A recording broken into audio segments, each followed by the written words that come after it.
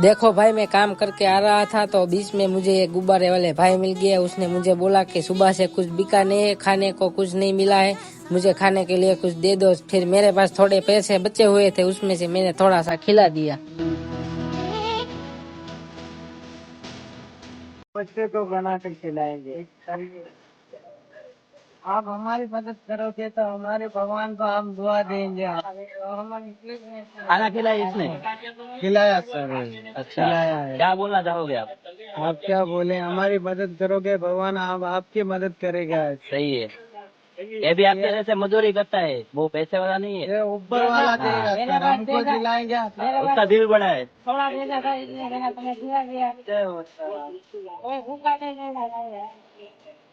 कोई नहीं, आशीर्वाद दे दो उसको। आपको हंसी खुशी दुआ आपके लिए। चलो याद रखना।